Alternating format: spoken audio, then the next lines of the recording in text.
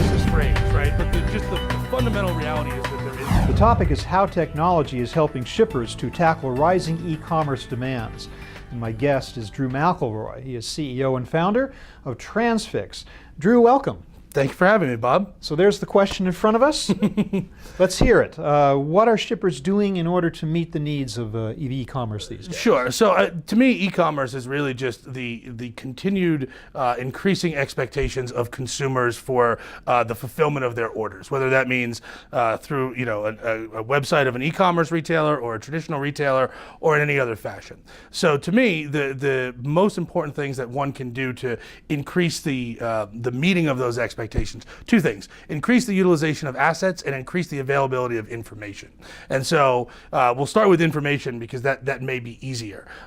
In today's world, just about everything has a sensor on it. And so the more either a retailer or a provider of transportation or logistics services to a retailer, the more that they can capture data from what's happening within the actual physical movement of goods and then relay that information back to the consumer, that information is very powerful. Knowing the shipment got delayed by a day, it'll be here tomorrow, stop waiting today, is a much better solution than waiting around for all of today and having it not show up. So the democratization of information as captured by modern technology definitely helps. The other component that I mentioned, which is perhaps a little bit trickier, but maybe more near and dear to our heart at Transfix, is the utilization of assets. And if you look specifically, for example, within truckload shipping, there are 54 billion miles driven empty by trucks in the United States every year.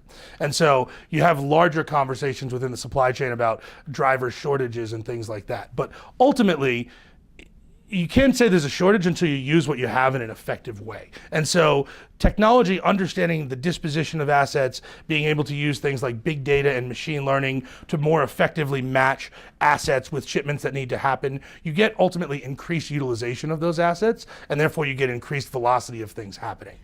Why are there so many empty miles being run by trucks? Is it that back hauls are not being booked properly, or are head hauls empty too? And what is the reason for this state of affairs in the first place? I mean, I think you have a lot of things that cause it, right? I mean, it's ultimately the macroeconomic reality that we have created for ourselves over the last 200 years of being a society, right? And so part of that is there is a fundamental imbalance in this country. 75% of the goods come into a port on the West Coast. 75% of the people live on the East Coast, so you're going to have an imbalance in that direction. So inherently, you have a very large, really order of operations problem that is beyond the complexity of any one human brain to manage, even if one could. And so ultimately, what's allowing for the change, as we continue to gather larger amounts of data and frankly have the technology and the computing power to mine this data and model the way things should be, you start to be able to move toward a better reality. So I'm not going to say we've necessarily done things wrongly in the past. Everyone has acted as an individual operator and done what makes most sense for them. The problem is there is no one, I shouldn't say the problem, but the reality is that there is no one thinking about the collective. And so when you start to have companies that are large enough and have enough data and have enough technology to start to see within the vast swaths of data ways that you can have either overlaps of differing supply chains or whatever it might be to get more loaded miles out of each truck, more days filled out of each pallet position in a warehouse, et cetera, et cetera. The more you do of that, the more everyone wins. So first of all, a lot more data is available than ever before. Is Correct. that correct? Yes, is the so-called Internet of Things that we are dealing with? Is that what you mean, or is it? Yeah, I mean the Internet of Things is a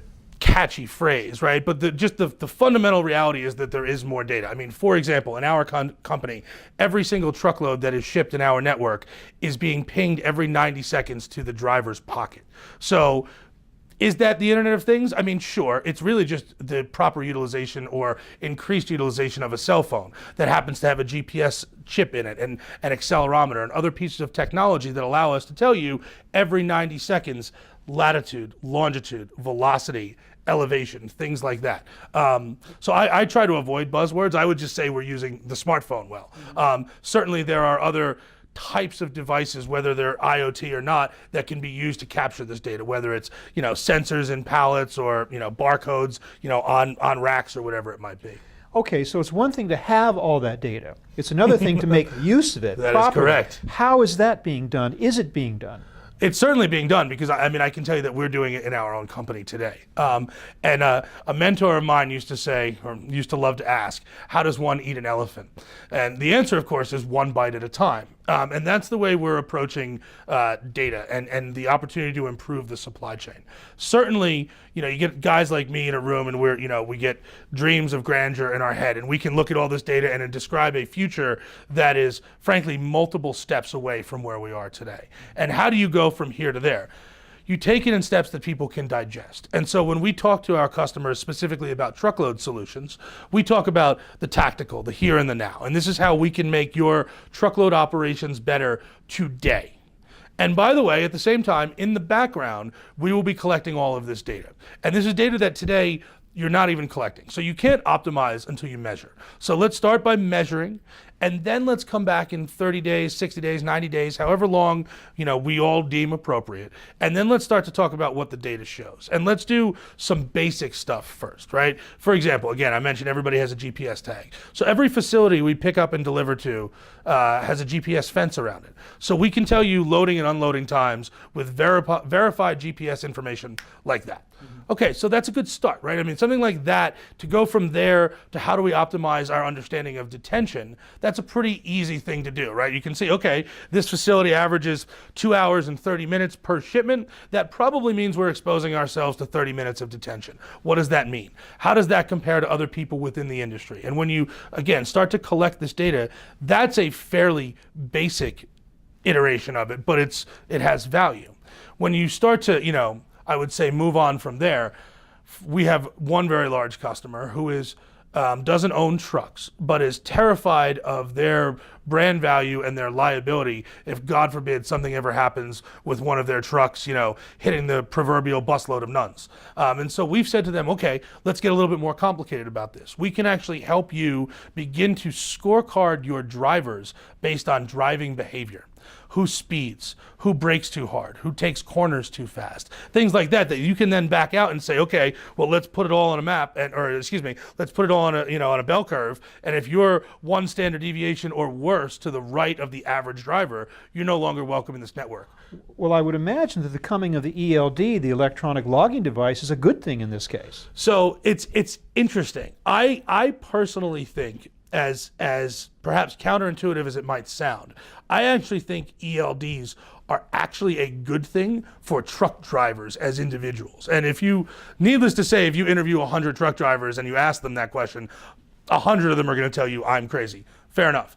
The reason I would make the comment that I did is because ultimately what I think ELDs will force all of us collectively within the network to do is to recognize the value of time, and specifically truck drivers' time. And for years and years and years, that was kind of just swept under the rug.